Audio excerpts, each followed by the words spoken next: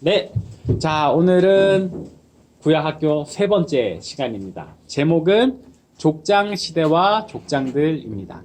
그러니까 어느새 이제 창세기의 후반부를 우리가 맞이하게 된 거죠. 저는 장로의 신학대학교 신학과를 나왔는데 대학교 때 이 구약학개관이라는 수업을 들을 때는 매주 그 수업 분량에 해당하는 성경을 읽어야 했습니다.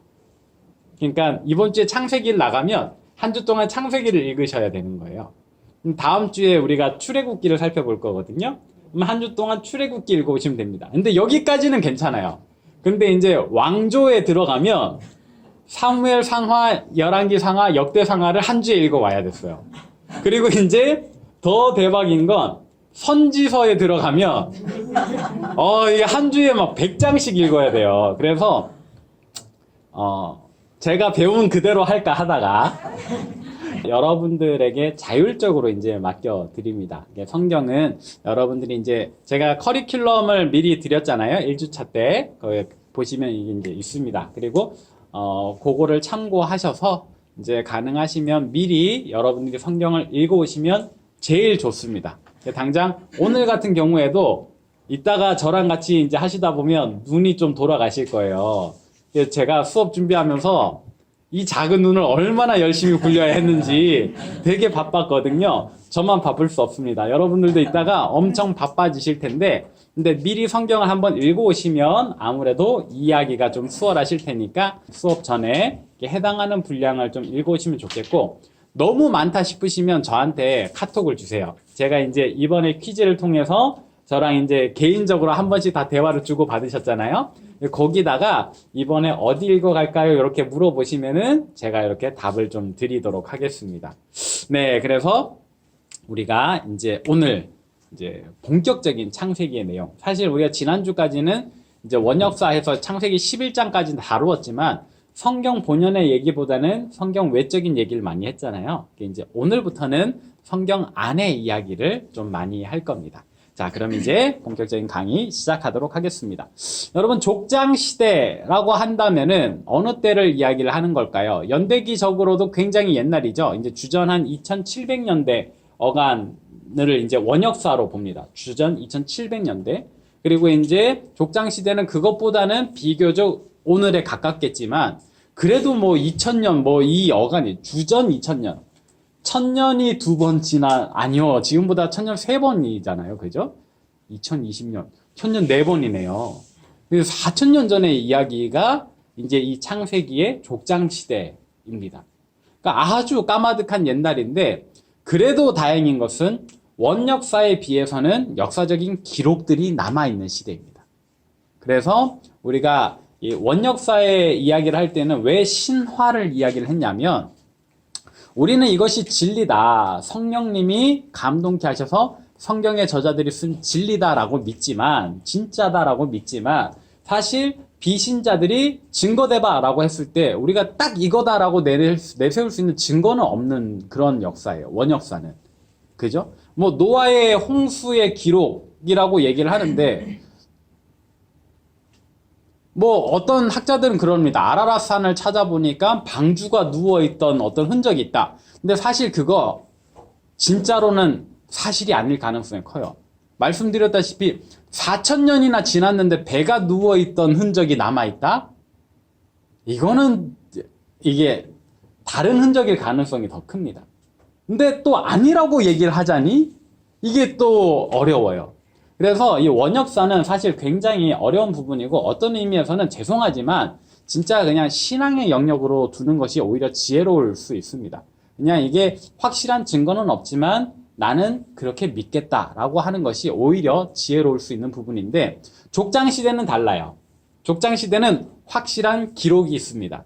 성경 안의 기록도 문자적인 기록으로 남아있고, 그리고 꼭 성경 안의 기록이 아니라 할지라도 각 문화권에 이미 문자들이 있고, 그 문자들을 가지고 그들의 왕에 대한 기록들을 남기면서 같이 언급되기 때문에, 당장 아브라함마저도 우리만 이제 우리의 조상으로 여기는 게 아니거든요. 이 아람 제국이나 이 아수르 지역에 있는 사람들도 아브라함은 다 현존하는 인물이다라고 인정을 해요. 그들의 옛 기록에 다 있기 때문에. 심지어 이슬람도 아브라함을 그들의 선지자 중 한 명으로 인정을 합니다. 왜냐하면 그들의 기록에 있기 때문에. 그래서 사실 이 족장 시대는 우리에게 그래도 좀 더 이해하기 편하고 또 어디 가서 이렇게 시원하게 얘기를 나눌 수 있는 그런 이제 근거들을 가지고 있다라는 점. 자, 그러면 족장 시대는 제가 지난주에 잠깐 언급했는데 어떻게 설명을 했던가요? 이제 가문의 우두머리를 따라서 이제 이동했던 시대입니다. 그러니까 이제 아직 나라나 민족이라고 얘기하기는 좀 그렇고요. 그냥 아브라함, 이삭, 야곱으로 대표되는 한 가족의 이야기다. 근데 이제 아브라함 생존 때에는 아브라함을 중심으로, 아브라함 사망 이후에는 이삭을 중심으로, 그리고 이삭의 사망 이후에는 에서는 에서대로 갈라져 가고 이제 야곱을 중심으로 이 한 가족이 성경의 이제 주인공으로 부각이 되죠. 자, 그래서 우리의 족장 시대를 이야기할 때 족장들이라고 하면 방금 말씀드렸던 아브라함, 이삭, 야곱 이 세 사람을 족장으로 봅니다. 오늘 강의도 이 세 사람을 중심으로 진행을 할 텐데요. 자, 1페이지 한번 보도록 하겠습니다. 자, 먼저 1페이지 약속의 땅 가나안에 이르기까지 그 첫 번째 족장 아브라함의 이동 경로라고 했습니다. 자, 내용을 한번 볼게요. 히브리 민족에게 있어서 유대인이라는 표현은 나중에 이야기예요. 북이스라엘과 남유다가 갈라지고 나서야 남유다 사람들을 유대인이라고 얘기를 하는 겁니다. 근데 우리가 그냥 혼동해서 그냥 유대인, 히브리인 같이 쓰는데 이제 역사적으로 얘기를 하자면은 요때는 히브리 사람이에요. 근데 히브리인이라는 말도 이 아브라함보다는 아브라함 좀 뒷때 이야기입니다. 근데 아무튼 요때 히브리 민족에게 있어서 첫 번째 족장은 아브라함입니다. 본명은 아브람이었죠. 아브라함은 데라의 아들이다. 그러니까 데라, 아브라함, 그리고 이삭 이렇게 흘러가는 거예요. 근데 여러분들이 창세기 11장 말미에 보면 이 데라의 족보가 나오면서 아브라함이 언급되거든요. 그러면서 무슨 얘기를 하냐면 데라가 먼저 갈대아 우르에서 잘 살고 있다가 갑자기 이동을 해요. 데라가. 그러니까 아브라함이 먼저 이동을 한 게 아닙니다. 아브라함 때에 갑자기 잘 살고 갈대아 우르에서 잘 살고 있는 아브라함에게 하나님 나타나셔서 떠나라 하신 게 아니에요. 근데 요 첫 번째 지도를 한번 보실까요? 이 지도상으로 봤을 때 이스라엘은 요 왼쪽 원 있는 쪽이거든요. 왼쪽에. 근데 오른쪽으로 쭉 보면은 갈대아 우르라고 하는 곳이 있죠. 여기에서 아브라함의 아버지 데라가 이 가나안 땅으로 왼쪽 원이 있는 곳으로 오려고 이동을 합니다. 근데 바로 가로질러 오지 않아요. 왜냐? 여기는 사막이거든요. 바로 왼쪽으로 쭉 가로질러 오면 사막이 있다고요. 근데 이 사막을 이 넓은 땅이 그 당시에 기껏해야 낙타 타고 다녔을 텐데 물이 어디에 있을지도 모르는 이 황량하고 척박한 땅, 이 죽음의 땅을 아브라함이 그냥 생짜로 가로지르기가 좀 어려웠겠죠. 그래서 여기 보시면은 이 물길을 따라 유프라테스 강 이렇게 돼 있잖아요. 이 물길을 따라라는 것은 이 당시에 도시가 있었다는 말입니다. 그러니까 도로가 있고 도시가 있고, 그러니까 데라가 여행을 하면서 우리 가족들이 힘들면은 호텔에 좀 묵을 수 있게. 그리고 또 우리 가족들이 가다가 많이 지치면은 이렇게 식사도 좋은 데서 할 수 있게. 예, 그렇게 좀 상식적인 여행을 했다라는 거예요. 그렇게 도시를 따라서 이동을 하다가 어디에 머무는가? 요 가운데 위쪽에 있는 원, 하란에 도착을 합니다. 요 하란이 굉장히 그래도 큰 도시이고 유명한 도시예요. 근데 여기에서 얼마인지 모르겠는데 잠깐 머무릅니다. 그리고 거기서 아버지 데라가 죽어요. 요게 이제 창세기 11장 마지막 단락의 이야기입니다. 그러면 여러분들이 아브라함의 입장이라고 생각을 해보십시오. 어느 날 갑자기 우리 아빠가 야, 우리 이민 가자. 어디로요? 가나안 땅에. 거기 어딘데요? 따라와. 그래서 따라갔어요. 근데 가다가 갑자기 하란이라는 데 와가지고 아버지가 시름시름 앓으시더니 돌아가셔요. 자, 그러면 여러분들 입장에서는 어떻게 하시겠습니까? 그래도 아버지의 유지를 따라서, 유언을 따라서 가나안 땅에 가야 될까요? 아니면은 우리 친척들, 형제들이 남아있는 갈대아 우르, 고향으로 돌아가야 될까요? 고민되시겠죠? 고민되실 거예요. 저도 엄청 고민을 했을 것 같아요. 그게 이제 창세기 12장의 딱 1절의 아브라함의 심리 상태입니다. 어떻게 해야 되지? 내가 원해서 출발한 길이 아니에요. 내가 계획을 세우거나 내가 목적한 바가 아니에요. 우리 아버지가 계획하고 아버지가 뜻하여서 출발을 했던 여정인데 아버지가 죽었단 말이에요. 그럼 이제 앞으로 계속 나아갈 거냐? 뒤로 후퇴를 할 거냐? 앞으로 나아가자니 미지의 땅, 두려운 여정이잖아요. 돌아가자니 뭔가 지금껏 이 걸어왔던 길이 의미 없는 것 같고, 그렇지만 안정된 길이잖아요. 그때에 하나님께서 나타나셔서 뭐라 그래요?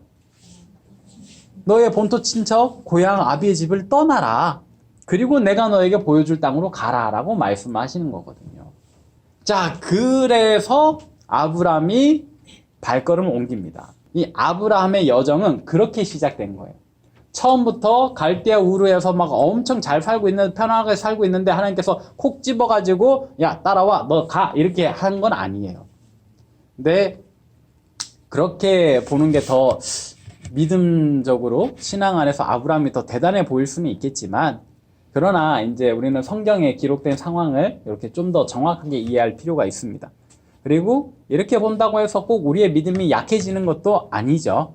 네, 이렇게 하나님께서 오히려 머뭇거리고 있는, 앞으로 가지도 못하고 뒤로 가지도 못하는 그 아브라함의 여정을 다시금 진행시키시는데, 이전에는 어떻게 보면 하나님 없이 이제 아버지 데라의 뜻을 따라서 움직였던 아브라함이라면, 이제 이 창세기 12장을 통해서는 본격적인 족장 시대가 열리면서 하나님과 동행하는 한 가정의 이야기, 그리고 하나님께서 그 가정을 어떻게 온 민족의 본으로 삼으시는가, 그 족장 시대가 새롭게 열리는 기점이라고 보시면 되겠습니다.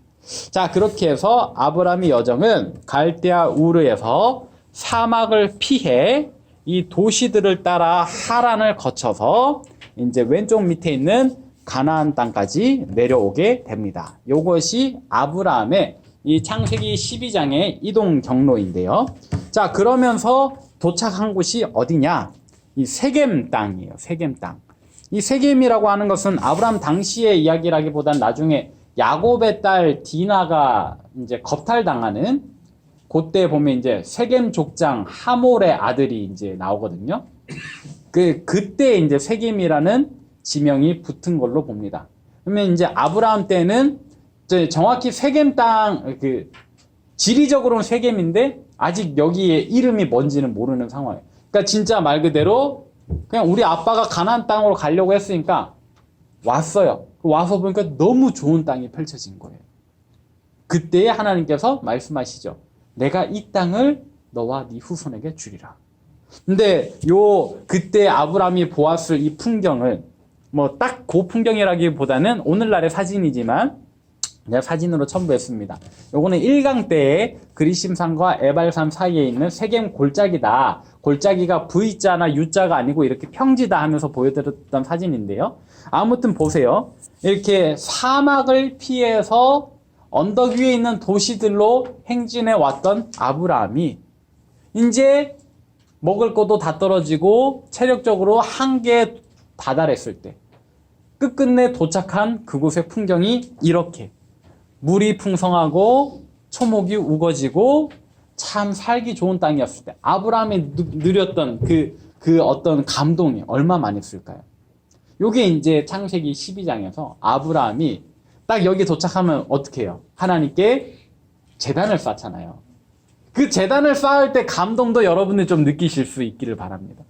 그냥 이렇게 먼 길 왔고 여기가 하나님 보여주신 땅이니까 그냥 이렇게 제단을 쌓았구나 이게 아니고, 아브라함이 진짜 자기가 원해서 시작한 여행도 아닌데 아빠가 중간에 죽어요. 이러지도 못하고 저러지도 못하는데 하나님께서 이 여정을 다시 시작하게 하사 그 확실치 않은 여정을 한 발 한 발 따라왔단 말이죠. 근데 몸도 지치고 마음도 지치고 먹을 것도 다 떨어지는 시점에 딱 도착해서 이 산 언덕을 그리심산과 에발산을 딱 넘어와서 보는데 쫙 펼쳐지는 환경이 내가 그동안 보아왔던 사막과 정반대, 완전히 신세계, 에덴 동산 같은 아름다운 초원이 쫙 펼쳐진다고 생각해 보세요. 감사의 마음이 나오지 않겠어요? 그리고 그때 여긴가 싶은데 하나님의 음성이 빡 들리는 겁니다. 여기다. 내가 이 땅을 너와 네 자손에게 주겠다. 아, 이러면 뭐 그냥 끝난 거죠. 그냥 하나님한테 완전히 꽂힐 수밖에 없는 거죠. 그러니까 아브라함이 그냥 여기에서 이렇게 제단을 쌓았다라기보다는 진짜 그 무한의 감사, 이 어쩔 수 없게 밀려드는 감동으로 이 제단을 쌓았다라고 보시는 것이 더 좋습니다. 그리고 이제 감히 말씀드리는데요. 아브라함은 처음부터 하나님을 믿었을까요? 어땠을까요? 하나님 안 믿었을까요? 왜요? 우상 숭배했을까요? 그런 집안에서 태어나게 됐고, 여러분도 잘 알고 계세요. 정답이에요. 그러니까 이 갈대아 우르, 요 지역이 나중에 이제 바벨론 지역이 되는 겁니다. 바벨론 제국이 되는 거예요. 갈대아 우르에서 지내던 민족인데 처음부터 하나님을 잘 섬겼을 것이다. 좀 어려운 얘기예요. 실제로 여호수아에 보면 너희 조상 아브라함이 그 갈대아 우르 지역에서 우상을 섬길 때에 이런 표현이 나와요. 우리가 여호수아 들어가면 다시 한번 보도록 합시다. 자, 그래서 이 아브라함이 진짜 하나님을 믿게 된 계기가 뭘까? 저는 이 가나안 땅에 도착해서 이 땅을 눈으로 보고 이 땅을 나에게 주신다라고 말씀하시는 그 음성을 들을 때라고 생각을 합니다. 그러니까 아브라함도 모태신앙은 아니었을 거예요. 그죠? 아브라함은 모태신앙은 아니었을 거예요. 근데 정말 확고한 이런 신앙의 체험을 이제 누리는 거죠. 아마 이때의 아브라함은 하나님을 전적으로 믿게 되었을 겁니다. 자, 우리가 그렇게 이제 아브라함의 첫 여정에 대한 이야기를 했는데요. 이제 사실 정작 중요한 것은 이 땅에 도착한 이후의 아브라함의 행보입니다. 우리가 잘 알다시피 아브라함은 여기에 도착해서 제단을 쌓았는데 어떻게 해요? 남방으로 내려가요. 이렇게 좋은 땅을 만났어요. 그리고 이 땅이 내 것이 된다라는 하나님의 약속을 받거든요. 그 감사의 의미로 제단을 쌓잖아요. 하나님을 믿겠습니다라고 헌신을 서약하는 장면이었을 거예요. 근데 그러고 나서 아브라함은 점점 남방으로 내려갑니다. 그 이야기가 이제 두 번째 페이지에 제가 그림으로 그려놨는데요. 자, 요 그림이 되게 중요합니다. 이제 제일 처음에 위에 이렇게 검은색의 흰색 글씨로 쓰여진 이 태그가 있습니다. 아브라함 모래 상수리 나무 아래에 제단을 쌓았다라고 해놨죠. 그러니까 이 지도보다 훨씬 더 위에서 하란이 거기 있었겠죠. 쭉 내려와서 이제 지도 안으로 들어오는 겁니다. 그리고 맨 처음에 여기까지 이제 도착을 한 겁니다. 근데 점점 남방으로 내려가요. 점점 남방으로 내려가요. 어디까지 내려가는가? 2번이 어디 있을까요? 자, 1번이 세겜에 도착하고 제단을 쌓았던데 2번은 어디 있어요? 왼쪽 맨 밑에 있습니다. 맨 왼쪽 맨 밑에 여기까지 내려가요. 그게 점점 내려갔다. 저는 그렇게도 생각해 봅니다. 아브라함이 왜 이 땅에 살지 않고 더 내려갔을까? 이것도 이제 확실한 근거는 없습니다. 그냥 제가 상상해 보기로 이 땅에 또 뭐가 있나 둘러보러 가지 않았을까 싶어요. 단지 요 세겜이라는 한 동네만 주시는 게 아니고 이 땅 사면 전체를 주신다고 했으니까 그럼 이 땅의 다른 지역은 어떤가 하고 둘러보러 가지 않았을까 싶습니다. 근데 아무튼 그렇게 점점 남방으로 내려가다가 무슨 일이 생기냐? 기근이 닥쳐요. 이 풍족한 땅에, 이 먹고 살기 좋은 땅에 갑자기 기근이 왔네? 흉작이 되네? 어떻게 해요? 아브라함이 애굽으로 피신을 하게 됩니다. 아브라함이 애굽으로 피신을 해요. 자, 여기 애굽에서 어떤 일이 일어납니까? 사라가 너무 예뻤나 봐요.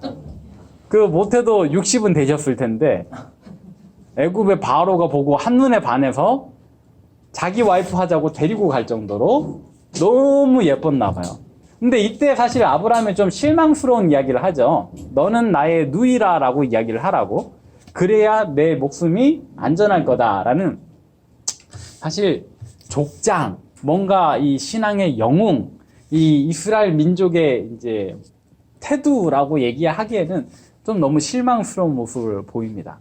근데 아무튼 이렇게 이 약속의 땅을 쭉 둘러보다가 기근을 만나서 애굽으로 피신했던 아브라함에게 그런 시련이 닥쳐와요. 그래서 속된 말로 마누라를 뺏겨버렸어요.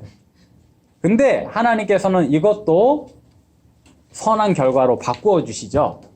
나중에 아브라함의 아내라는 것을 바로가 알게 되고, 그래서 보상금을 줍니다. 자기가 한 실수에 대해서. 사실 아브라함이 거짓말을 했으니까 아브라함이 이렇게 배상을 해야 되는 것 같은데, 이렇게 바로가 오히려 보상을 합니다.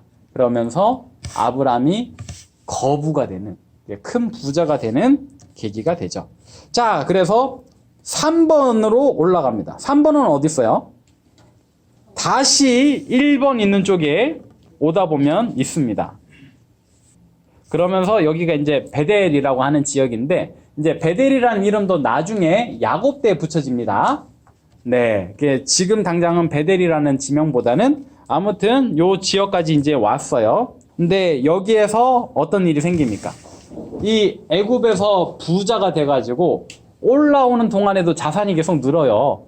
이게 이제 부동산 건물이나 땅이 아니라 가지고 양과 소와 나귀와 낙타와 이런 것들 받다 보니까 얘네들이 자꾸 새끼를 친단 말이죠. 그래서 올라오는 길에 계속 부자가 돼요. 근데 아브람과 롯이 이제 이 재산 때문에 싸우게 되는 거죠. 문제는 얘네를 먹여야 되는데, 또 물을 마시게 해야 되는데 너무 많이 먹어요. 근데 이게 한두 마리가 아니고 자꾸 막 그 동네에서 유명한 부자가 될 정도니까 양이 뭐 몇백 마리가 있었는지 몰라요. 근데 풀이 나는 속도는 아무리 빨라도 양이 먹어치우는 속도보다 느려요. 그러니까 계속 이동을 해야 되거든요. 그러다가 이제 어떻게 돼요? 도저히 같이 못 살겠다. 도무지 같이 못 살겠다. 롯의 목자와 아브람의 목자들이 싸우기 시작하죠. 서로 누가 먼저 먹어야 되나 이것 때문에 싸우는 거죠. 풀도 마찬가지입니다. 우리가 이쪽에 먼저 왔어. 니 저쪽으로 가. 이게 안 통하는 거예요. 그래서 아예 갈라서자라고 얘기를 합니다. 그때 이제 아브람이 롯에게 뭐라고 얘기를 하죠? 네가 좌면 내가 우하고, 내가 아무튼 너한테 먼저 선택권을 줄 테니까 네가 하고 싶은 대로 가라. 그때 롯이 어떻게 해요? 고개를 들어 요단강 너머를 바라보니 그때는 아직 여호와께서 소돔과 고모라를 멸하시기 전이었는 거로 하나님의 동산 에덴과 같아 보였다. 근데 여기 한번 보세요. 자, 3번이 지금 뭔가 산지 꼭대기에 있는 것 같죠?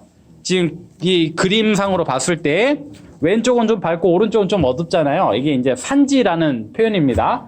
산 꼭대기에서 이제 요단강 쪽을 바라봐요. 좋아 보이겠어요? 안 보이겠어요? 이 반대쪽 밝은 쪽으로 보면은 뭐 물이 없잖아요. 지금 강 그림이 없잖아요. 근데 왼쪽을 보면은 요단 계곡이 있어요. 좋아 보일 수밖에 없어요. 이 나일강을 따라서 양옆으로 애굽 제국이 번성했던 것처럼 이 요단강 양옆으로가 아주 좋은 환경이거든요. 그렇게 해서 이제 롯이 내려갑니다. 그러니까 요 지도를 한번 그려보시면 왜 롯이 이 소돔과 고모라 쪽으로 갔을까? 요런 생각을 우리가 좀 더 쉽게 이해할 수 있을 것 같습니다. 자, 그리고 롯이 떠나가니까 마치 어떤 일이 일어나요? 기다렸다는 듯이 하나님께서 롯이 떠나간 이후에 너는 동서남북을 둘러보라. 내가 이 모든 땅을 너에게 주겠노라 하시거든요. 근데 저는 그게 이제 롯을 배제하려고 저놈 언제 떨어지면 얘기해야 되는데 이러셔서라기보다는 아마 아브라함의 마음속에도 이 동편에 대한 아쉬움이 있지 않았을까 하는 생각을 해봅니다. 성경에 안 쓰여 있으니까 뭐 딱 그렇다라고 보기는 어려운데, 근데 아무튼 같은 걸 봤을 거 아니에요. 롯이 보기에 소돔과 고모라가 여호와의 동산 같아 보였으면 아브라함 보기에도 그랬겠죠. 근데 롯이 홀라당 가버렸어요. 근데 자기가 먼저 네가 좌하면 내가 우하고 네가 동편을 택하면 내가 서편을 택하고 이렇게 얘기를 했는데 얘가 진짜 동편을 딱 택해버리니까 너 서쪽으로 가야지. 그때 하나님께서 정말 타이밍 적절하게 그 아브라함의 마음의 중심을 아시고 이런 말씀을 하시지 않았을까 싶습니다. 근데 아무튼 요거는 그냥 우리가 각색해 보는 거니까 어디 가서 정중형 목사님이 아브라함의 마음이 이랬다는데 이러시면 안 돼요. 네, 아무튼 그래서 이 언약을 받고 아브라함이 어디로 갑니까? 요 중간쯤에 있는 4번으로 넘어옵니다. 네, 요 4번에 요게 이제 훗날 헤브론이라고 이제 부르는 곳인데요. 헤브론 산지 하면 이제 우리가 아무래도 다윗과 많이 연결을 하게 되죠. 네, 아무튼 이 헤브론으로 옮겨와 있습니다. 자, 그때 문제가 생겨요. 어떤 문제냐? 갑자기 이 성경의 배경이 바뀌면서 막 소돔 왕, 고멜 왕, 갑자기 왕들의 전쟁이 막 나와요. 근데 이 왕들의 전쟁이 어디로 가느냐? 사해, 염해 인근에 어떤 시딘 골짜기라고 하는 곳에서 일어납니다. 근데 거기에 뭐가 많다 그래요? 역청이 많다 그래요. 역청은 이제 오늘날로 치면 아스팔트 같은 겁니다. 그러니까 진흙인데 굉장히 이제 시꺼매가지고 꾸덕꾸덕하고 이제 발이 빠지면은 이렇게 나올 수 없는. 아무튼 이제 이 사해의 염해 골짜기, 이 시딘 골짜기에 그 역청이 많았다. 거기에 발이 빠져가지고 막 중리산이했다. 그래서 막 왕들이 다 포로로 잡혀갔다. 이게 거기 가보시면 진짜 여기 빠지면 진짜 못 싸우겠구나 이런 생각이 들어요. 그런 의미에서 우리 코로나 끝나면 같이 가는 거예요, 그죠? 네. 아무튼 그렇습니다. 근데 이때에 이 다 포로로 끌려가면서 누구도 잡혀가요? 롯도 잡혀가요. 아브라함의 조카 롯도 사로잡혀갑니다. 근데 이거를 진짜 구사일생으로 어떤 한 사람이 아브라함에게 알려줘요. 그러니까 아브라함이 이 헤브론에서부터 자기와 이제 동행하는 두 사람의 군대를 데리고 집에서 길리고 훈련시킨 자 318명을 데리고 롯을 구출하러 가죠. 네. 근데 이제 요 롯을 구출하러 가는 길이 또 이제 여러분들이 보시면은 쉽지 않았겠구나 하는 것도 요 지도 보시면 이제 그려집니다. 다시 4번. 마므레 상수리 나무 근처에 살던 아브라함에게 하나님이 어떤 언약을 주십니까? 횃불 언약을 주세요. 이 횃불 언약이라는 게 뭔지 아시죠? 그러니까 하나님과 아브라함이 언약을 맺는데 이때 당시에 언약을 맺는다 할 때는 이제 약속의 증표로 짐승을 둘로 쪼개고 그 사이를 이제 언약의 당사자들이 같이 이제 걸어 다니는 겁니다. 한 번, 두 번 이렇게 걸어 다니는 겁니다. 이게 의미는 우리가 이 약속을 어기면 이렇게 쪼개질 거다라고 하는 거예요. 이 재물을 지금 쪼개놨는데 우리가 이 약속을 어기게 되면 어긴 놈은 이렇게 쪼개져도 할 말 없는 겁니다. 이렇게 하면서 왔다 갔다 하는 거거든요. 근데 하나님께서 이 사이로 왔다 갔다 하십니다. 그러면서 하셨던 약속은 그거예요. 내가 이 땅 사면을 너에게 주겠다. 근데 어떤 얘기를 해요? 네 후손들이 큰 나라에 들어가서 종으로 400년간 살다가 이 땅으로 돌아올 거다. 이 횃불 언약이 오늘 강의 중에서 우리가 좀 기억하고 있어야 되는 언약입니다. 자, 그리고 지금 번호가 이상하죠? 1, 2, 3, 4, 5까지 괜찮은데 다시 4번 갔잖아요? 그리고 3페이지 보시면 6번으로 가죠? 그래서 이 번호는 사건의 순서가 아니고 이 위치를 표시하기 위한 겁니다. 네. 그래서 오늘 여러분 강의를 들으셔야 돼요. 이 강의안만 받아서는 이게 뭔 소린가? 정중영 목사님이 강의안 대충 만들었구나. 이렇게 생각할 수 있는데 아니에요. 제가 엄청 잘 만든 거예요. 이 줄 따라서 사건의 순서고 번호는 위치입니다. 자, 그렇게 해서 횃불 언약을 세운 하나님과 아브라함 그리고 6번으로 다시 부엘라 헤로이가 우리에게 주목이 됩니다. 이게 뭐냐면 여기에서 이 횃불 언약 막 자꾸 큰 민족을 이루게 하신다. 후손이 막 남의 나라에 가서 종으로 산다 그러는데 후손이 없잖아요. 아브라함이 아직 아들이 없단 말이에요. 그래서 우리 집의 종 엘리에셀이 막 내 후손이 될 겁니다. 막 이런 얘기 한단 말이에요. 하나님께서 아니다 자꾸 얘기를 하시죠. 근데 아브라함이 못 참잖아요. 그래가지고 사실 사라가 먼저 이렇게 그 아브라함한테 내 여종 하갈과 동침해서 애를 낳아라 이렇게 얘기를 했는데, 문제는 애 가진 하갈이 주인을 업신여기고 막 하니까 사라가 어떻게 해요? 나 못 살겠다. 이걸 어찌할꼬. 그래서 당신 마음대로 해라. 당신 종이니까. 그래서 괴롭힙니다. 근데 얼마나 괴롭혔으면 진짜 임신한 몸으로 어디까지 도망가요? 4번에서 임신한 여자가 종인데 뭐 주변에 누가 있었겠어요. 6번까지 도망가요. 아, 이거 보면 사라도 성격이 보통이 아닌 거예요. 그죠? 아무튼 6번까지 도망을 갑니다. 근데 요것도 한번 보세요. 이제 좀만 더 내려가면 광야거든요. 그러니까 이곳에서 하갈이 왜 이제 내가 죽는구나라고 생각했는지 아시겠죠? 여기까지 도망 내려오는 동안에 얼마나 무서웠겠어요. 당장이라도 사라가 칼 들고 사람 보내서 쫓아올 것 같았고, 그리고 이제 더 가자니 광야고, 하갈이 왜 요 밑으로 내려왔을까 생각해보면 하갈은 애굽 여인이거든요. 애굽 여인이에요.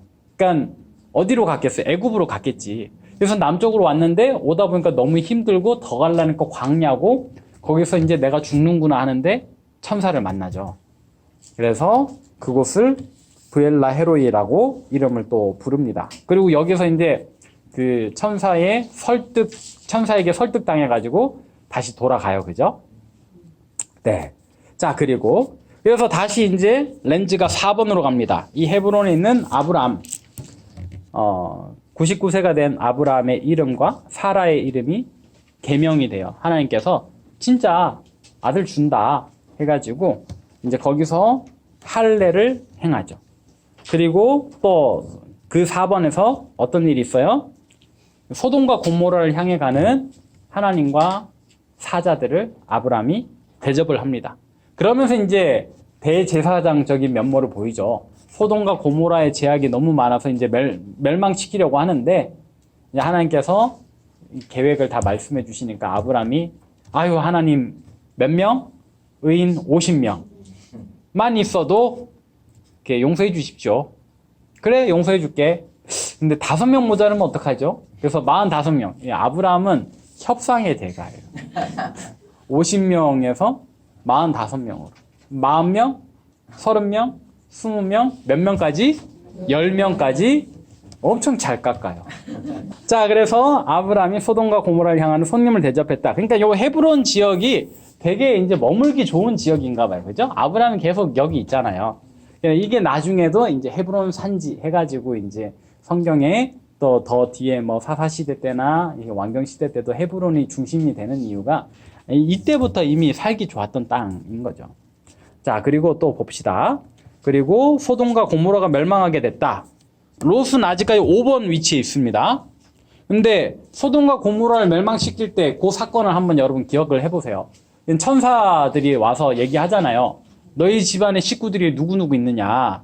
빨리 데리고 와라. 그리고 내일 날이 밝기 전에 도망을 가라. 날이 밝으면 도망가라 그랬나요? 아무튼 도망을 가라 라고 이야기를 해요. 그때 이제 롯이 이제 딸 둘이 있고 와이프가 있고 이제 사위 될 사람들이 있었는데 같이 도망가자 그랬더니 사위 될 놈들은 이걸 뭐라 그래요? 농담으로. 와, 저는 여기서 아주 깜짝 놀랐어요. 이게 농담으로 여기서 죽는 사람도 있네. 농담, 예. 그러니까 누가 이렇게 이야기할 때 100% 믿지는 않더라도 아주 농담으로 받아도 안 될 것 같아. 그래서 저는 저보고 잘생겼다 하시는 말을 농담으로 받지 않습니다. 네. 아무튼, 감사해요. 네. 아무튼, 네. 그래서 이 사위들은 그냥 죽어요. 멸망을 당해요. 근데 이제, 그럼 롯의 와이프와 두 딸들이 도망을 가는데, 여기서 롯도 협상을 하죠. 원래 멀리 도망가라 그랬는데, 롯이 뭐라 그래요? 요 앞에 작은 성읍이 있습니다. 내가 저 멀리까지 못 도망가겠고 저 성읍은 그래도 가까우니까 이제 거기까지 갈게요. 얘기를 하잖아요. 그 성읍의 이름이 소알입니다. 아, 롯이 왜 소알로 피하게 해달라고 했는지 아시겠죠? 가까우니까. 그 여기까지 피해요. 근데 자, 여기에서 하룻밤 지내고 나서 이 오는 길에 롯의 와이프는 이제 소금 기둥으로 변하고 맙니다. 사실 그러니까 이제 다음날 딸들이 아빠 유혹해가지고 이제 술 먹이고 동침을 할 수 있는 건데요. 엄마가 있었으면 못 그랬겠죠? 근데 아무튼 이게 불상사가 생겨요. 이 소알 땅에 이제 하룻밤 자고 다음날 롯이 무서워가지고 딸들 데리고 이제 깊은 산으로 숨습니다. 그게 이제 요 밑에 있는 요 산맥들이에요. 소알 밑에 보면 이게 산이 계속 있잖아요.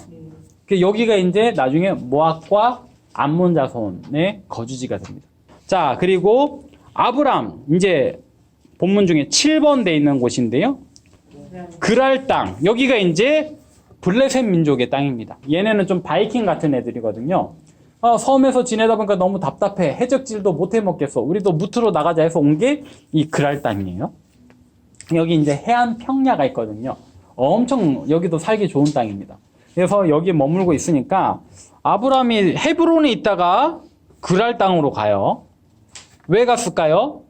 정확히는 모르겠는데 아무튼 다른 데보다 그랄 땅으로 간 거는 가까우니까 아주 못 갈 거리가 아니죠. 그래서 아브라함이 그랄 땅으로 갑니다. 근데 그랄 땅으로 갔다 또 문제가 생겨요. 뭐죠? 사라가 너무 예뻐. 왜 이렇게 예뻐? 20년 전에 애굽왕 바로가 반해가지고 데리고 갈라 그랬는데 블레셋 왕도 데리고 갈라. 사라가 어마어마하게 예쁜가 봅니다. 자, 그래서 요 일이 생겨요. 그리고 아브라함이 이제 막 속 앓다가 이 블레셋 사람들이 임신을 못하게 되고 막 이런 일이 생기잖아요. 그래서 또 블레셋 사람들이 아브라함에게 배상금을 줍니다.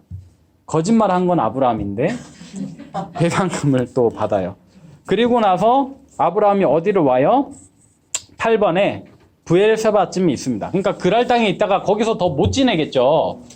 그러니까 이제 나오는데 헤브론으로 바로 안 가고 8번에 브엘세바 쪽으로 와 있습니다. 그러니까 이 아비멜렉이 아브라함을 찾아와요. 그리고 약속하자. 상호 불가침. 서로 이제 해하지 말자. 그래서 여기에서 아비멜렉과 아브라함의 계약이 세워지는데 이건 나중에 이삭 때 또 반복이 됩니다.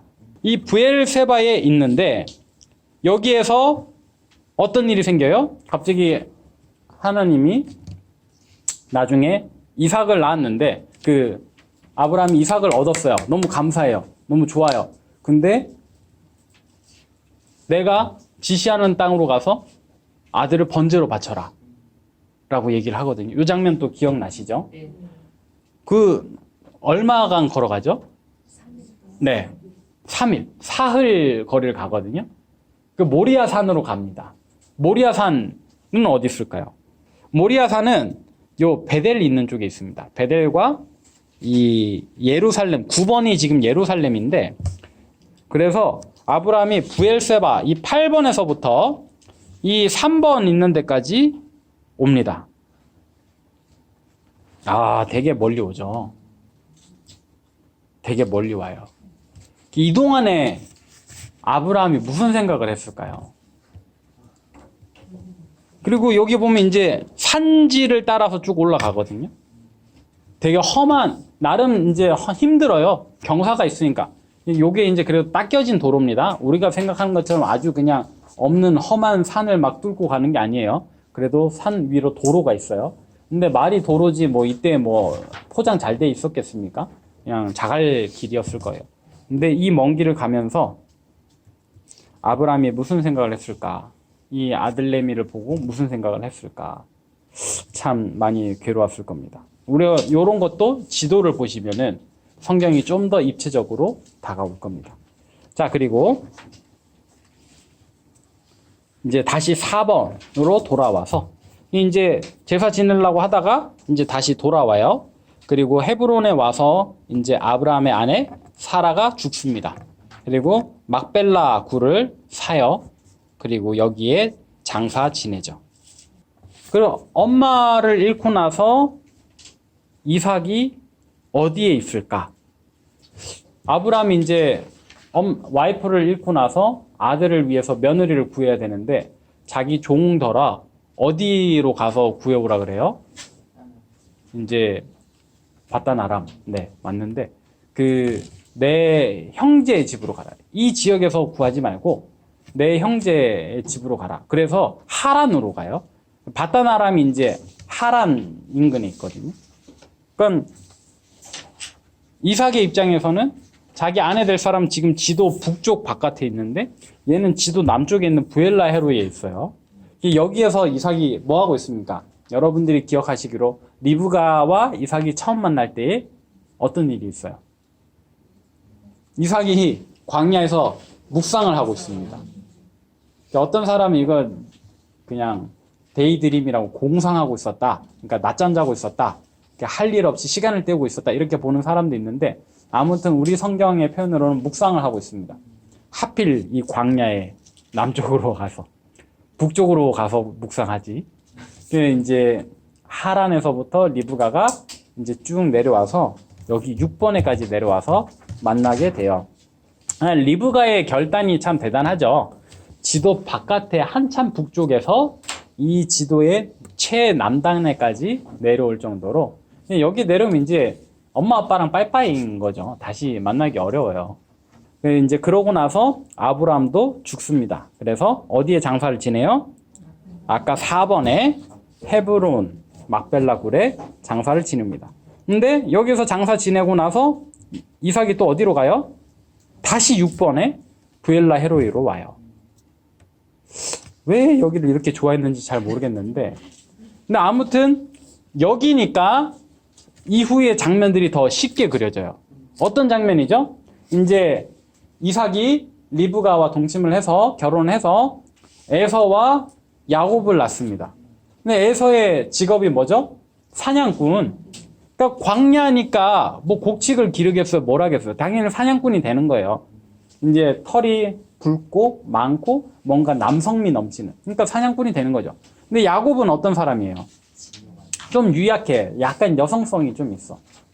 분명히 태어날 때 같이 태어나잖아요. 그죠? 뒤꿈치를 잡고 나오잖아요.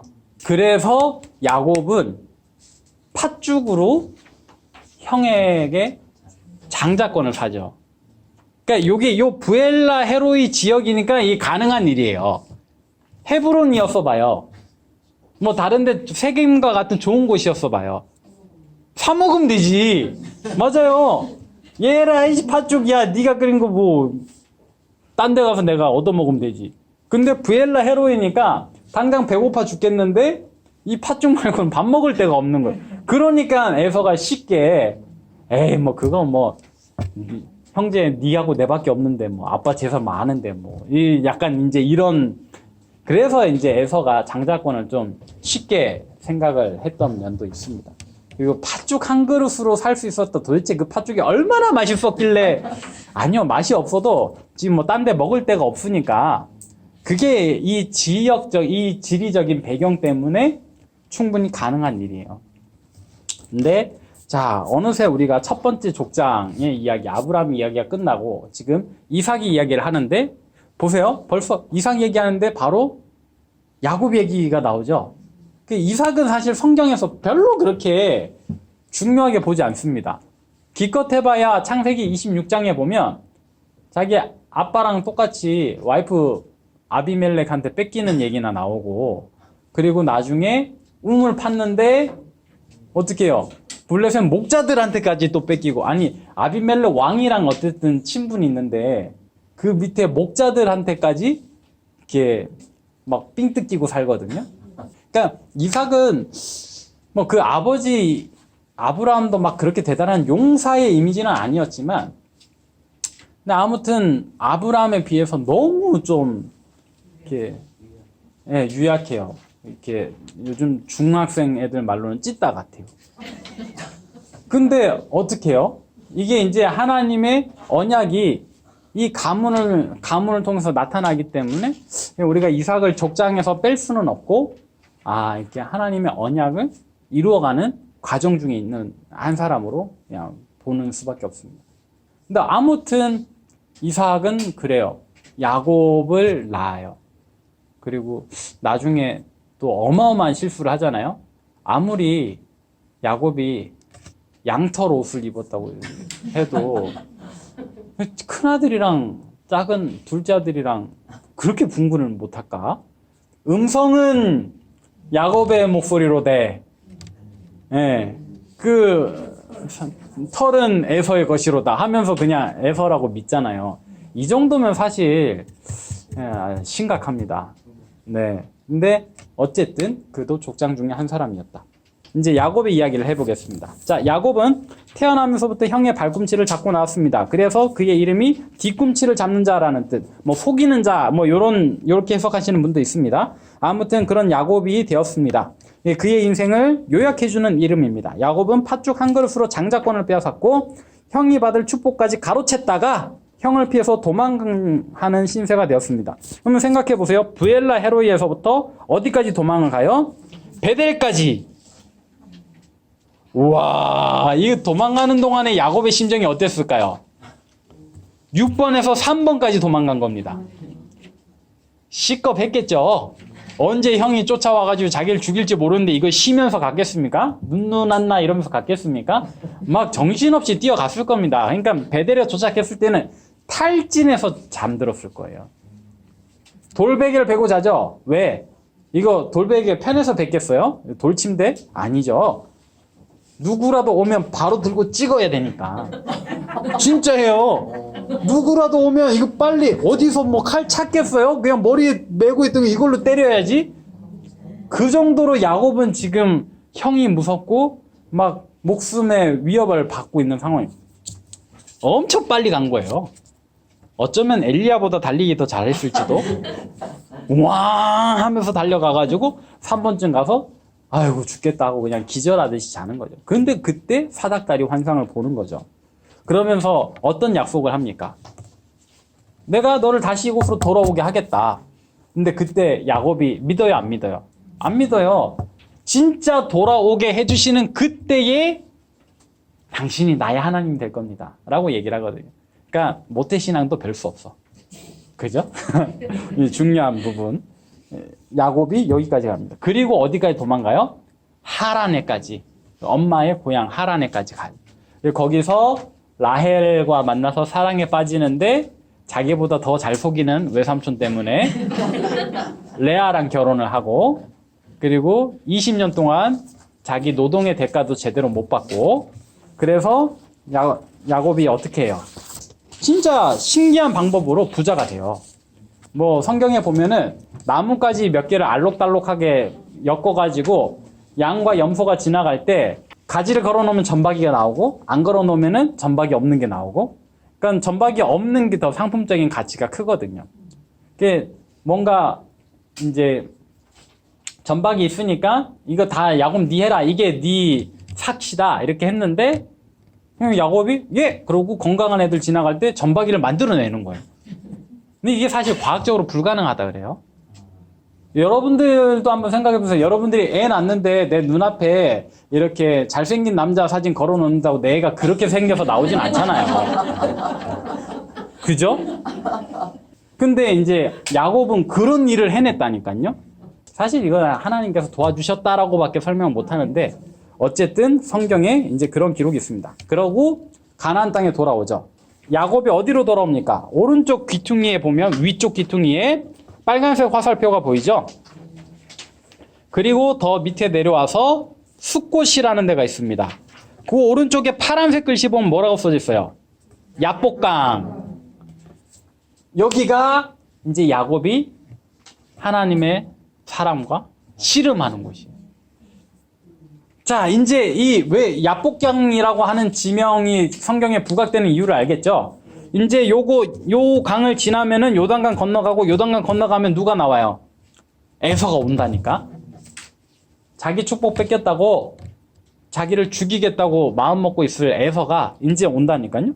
그러니까 이제 야곱이 이 야복 나루를 건너는 게 무서운 거예요. 이 강이 뭐길래 성경이 이야기를 하는가? 뭐겠어요? 이제 형이 있는 이 지경으로 들어가는 관문이니까.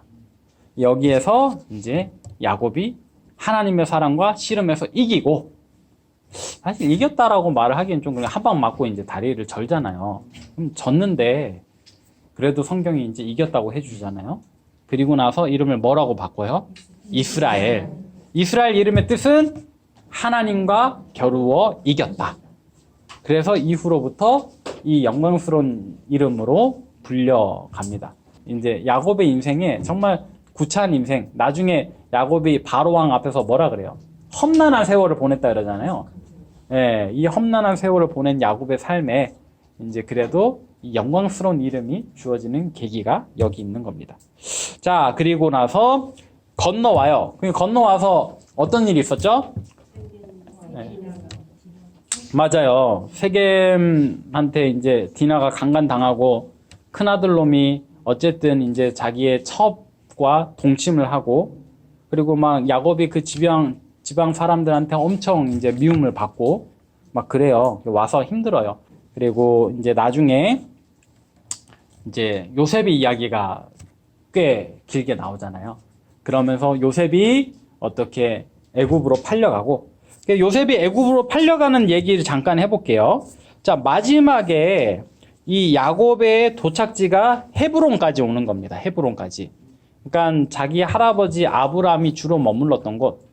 헤브론 산지, 여기가 이제 양 먹이기 좋은 데니까 여기 와서 머물거든요. 그러면서 이제 자기 아들들한테 양 쳐라. 근데 요셉을 너무 좋아해. 그래서 요셉한테는 색동옷을 입혀주죠. 그리고 자기랑 같이 지내게 하고, 그러다가 이제 요셉이 형들을 감시하러 어디까지 가는지 한번 보세요. 이 빨간색 점선이 요셉이 간 길입니다. 요셉이 이제 빨간색 점선 따라서 쭉 가요. 그리고 요 세겜 어디까지 왔는데 형들이 어디 갔다 그래요? 도단으로 갔다 그래요. 도단은 어디 있어요? 더 위에 있어. 여기까지 왔더니 형들이 꿈꾸는 자가 오는도다 하면서 구덩이 파가지고 거기 넣어놨다가 이제 상인들이 오니까 팔아버리거든요. 이렇게 보면 형들이, 저는 그렇습니다. 지도 보니까 형들이 요셉을 왜 미워했는지 알겠어요. 자기 감시하려고 어디까지 쫓아온 거야. 근데 또 요셉 입장에서 생각해보면 진짜 아빠가 시키는 일을 굉장히 충성스럽게 했던 이제 그런 아이였고, 또 팔려가는 걸 보세요. 도단에서부터 이렇게 쭉 내려가가지고 애굽에까지 팔려가잖아요. 이때 요셉의 마음이 또 얼마나 괴로웠을까, 힘들었을까, 무서웠을까, 이런 것도 이제 이렇게 지도 이야기를 보면은 좀 와 닿으실 겁니다. 자, 그리고 이제 이 요셉 덕분에 야곱이 어디까지 가요? 애굽에 들어가요. 모든 가족이 애굽에 들어가요. 그 정착 이야기는 여러분들이 너무 잘 아실 테니까 생략을 하고요. 이제 이렇게 해서 창세기가 끝납니다. 여기서 야곱도 죽고 요셉도 죽음으로써 창세기가 끝이 나요. 근데 중요한 건 뭐예요? 제가 이제 요번 주에 퀴즈로 냈던 문제인데, 창세기를 관통하는 가장 중요한 원리를 한 문장으로 얘기하면 뭐라 그랬죠? 말씀하시니 그대로 되니라. 창조도 말씀하시니까 그대로 되었어요. 아브라함에게 주신 약속도 이제 이루어져 가는 과정이에요. 그리고 또 아브라함에게 분명히 말씀하셨잖아요. 너를 축복하는 자에겐 내가 복을 주고 너를 저주하는 자에겐 내가 저주를 내리겠다. 그러니까 아브라함에게 해를 입힌 사람들은 진짜로 뭐 임신이 안 된다든지 뭐 여러 가지 일이 생기고, 아브라함에게 잘해준 사람들은 다 잘 됐어요. 롯도 잘 되고 아브라함 옆에 있었더니. 근데 이제 마지막 하나 우리가 기억해야 되는, 아까 제가 뭘 기억하라 그랬죠? 횃불 언약. 횃불 언약을 왜 기억해야 돼요? 그 언약의 메시지가 뭐였어요?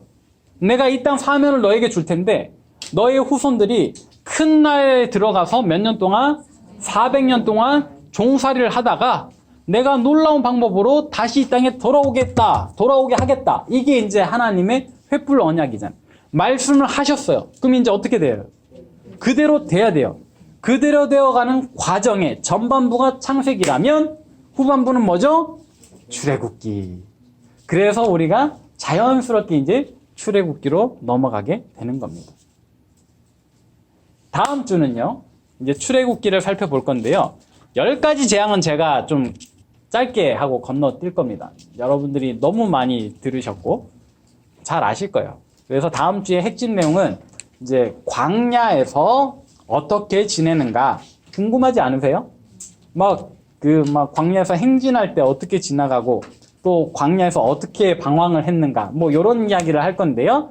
이제 여러분들이 예습하시려거든 창세기 21장부터 창세기 40장까지 읽으시면 되겠습니다. 이번 주 출석 체크는 그 출애굽기 21장부터 40장까지 읽어보시는 걸로 하도록 하겠습니다. 괜찮으시죠? 네. 그건 제가 따로 확인을 안 할 텐데 그래도 여러분들이 하나님 보시니까 양심껏 하시면 되겠습니다. 네, 감사합니다. 수고 많으셨습니다.